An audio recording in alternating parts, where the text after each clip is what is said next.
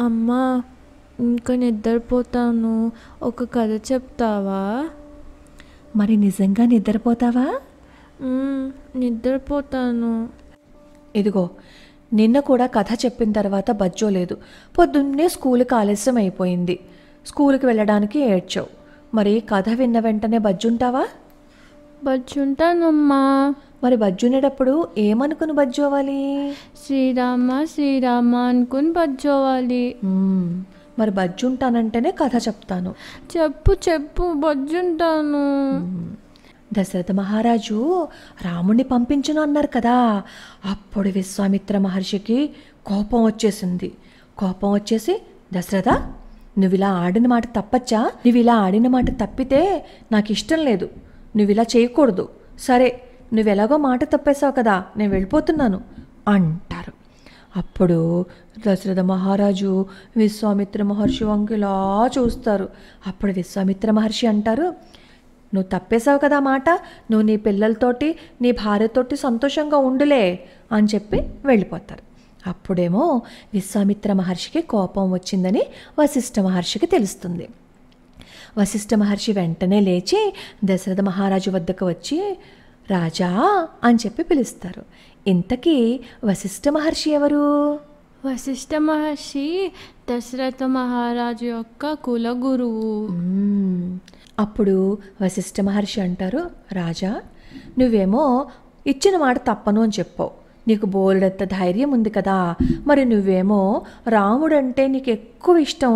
ఆ ఇష్టంతోటేమో ధర్మాన్ని తప్పుతున్నావు. ఆడిన మాట తప్పచ్చా చెప్పు? నువ్వు అలా తప్పావు అనుకో, నీకు పాపం వస్తుంది.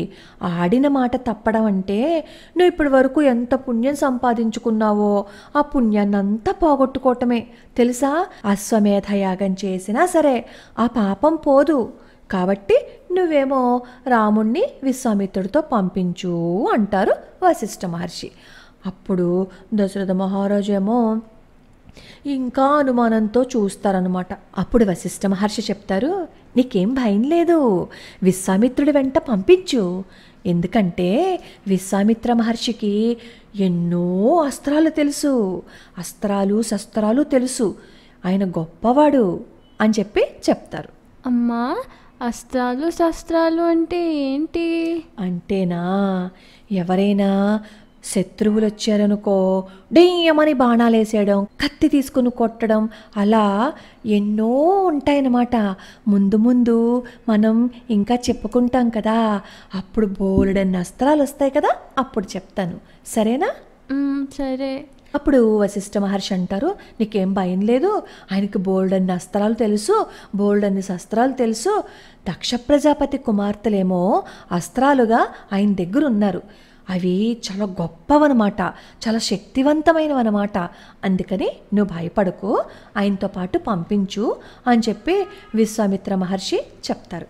చెప్పి, ఇంగో రాజా, నువ్వేమనుకుంటున్నావు? ఆ రాక్షసులను చంపడానికి విశ్వామిత్ర మహర్షికి ఒక క్షణం కూడా పట్టదు. నువ్వెందుకు సందేహిస్తున్నావు రాముణ్ణి విశ్వామిత్ర మహర్షి వెంట పంపించడానికి?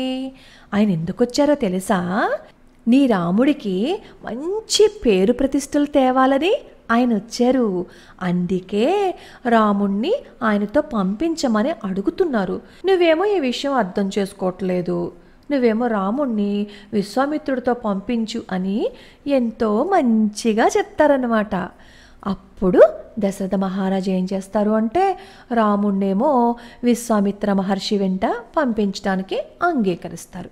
అప్పుడు దశరథ మహారాజు ఏం చేస్తారంటే, మరి రాముడు అంతఃపురంలో ఉంటారు కదా, భవనానికి వెళ్ళి రాముణ్ణి లక్ష్మణుణ్ణి తీసుకొస్తారు. తీసుకొస్తే కౌసల్య, సుమిత్ర, దశరథుడు వీళ్ళు ముగ్గురు కలిసి రాముడికి లక్ష్మణుడికి ఆశీర్వచనం చేసి ముద్దులన్నీ పెట్టుకుని రాముడు చెయ్యి లక్ష్మణుడు చెయ్యి విశ్వామిత్రుడి చేతిలో పెడతాడు దశరథ మహారాజు. అలా దశరథ మహారాజు ఏం చేశారు అంటే, రాముణ్ణి లక్ష్మణుణ్ణి విశ్వామిత్ర మహర్షితో పంపించేశారు. రాముడి చేతిలో కోదండ ఉందన్నమాట. రాముడి వెనకాలేమో లక్ష్మణుడు ధనస్సు పట్టుకుని నడుస్తున్నారు. కొంచెం దూరం వెళ్ళిపోయిన తర్వాత అక్కడ సరయూ నది వస్తుంది. సరయూ నది దగ్గరికి వెళ్ళిన తర్వాత విశ్వామిత్ర మహర్షి రాముణ్ణి ఏమని పిలుస్తారో తెలుసా? రామా అంటారు. ఎంతో ప్రేమగా, నేను నిన్ను పిలిచినట్టన్నమాట. రాముడేమో విశ్వామిత్ర మహర్షి దగ్గరికి వస్తే, రామా నువ్వు ఆచమనం చేసి నా దగ్గరికి రా అని చెప్పి చెప్తారు. ఎందుకు ఆచమనం చేయమన్నారో తెలుసా? తెలీదు. రాముడికి ఆకలేకుండా ఒక విద్యని నేర్పించాలంట. అలా నేర్పిస్తే రామలక్ష్మణులకి మరి అడవిలో ఉంటారు కదా, రాక్షసులను సంహరించేటప్పుడు మరి ఎన్నో బాధలు ఉంటాయి కదా.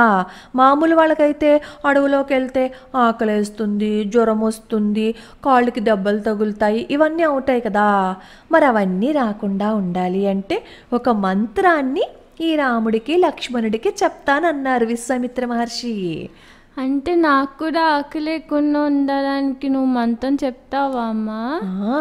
అన్నం ఎగ్గొట్టడంలో నీకు నువ్వే సాటి. నీకు ఆ మంత్రాన్ని నేను కూడా చెప్తానులే. ఆ మంత్రం వింటే నీకు కాళ్ళు నొప్పులనవు, కడుపు నొప్పనవు, చక్కగా రోజు స్కూల్కి వెళ్ళిపోవచ్చు. వద్దులే అమ్మ, కదే చెప్పు. అప్పుడేం చేస్తారు అంటే విశ్వామిత్ర మహర్షి రాముడికి లక్ష్మణుడికి బల అతిబల అనే విద్యని ఉపదేశిస్తారు. ఆ రోజు రాత్రి విశ్వామిత్రుడు, రాముడు, లక్ష్మణుడు సరయూ నదీ తీరంలో పడుకుంటారనమాట. పాపం రాముడికి అంతవరకు కింద పడుకోవటం అలవాటు లేదు కదా. పాపం ఆ కింద దర్భచాపమే పడుకునేసరికి రామలక్ష్మణులకి కొంచెం ఇబ్బంది అనిపించింది. అది గుచ్చుకుంటుందన్నమాట. అప్పుడు విశ్వామిత్ర మహర్షి ఏం చేశారు అంటే, బజ్జో రామా బజ్జో, మళ్ళీ పొద్దున్న లేపుతాను అని చెప్పి బజ్జో పెట్టేశారు. మరి ఇప్పుడు నువ్వు కూడా బజ్జోవాలి, మాటిచ్చావు కదా ఇందాక బజ్జుంటానని. అప్పుడే కథ అయిపోయిందా?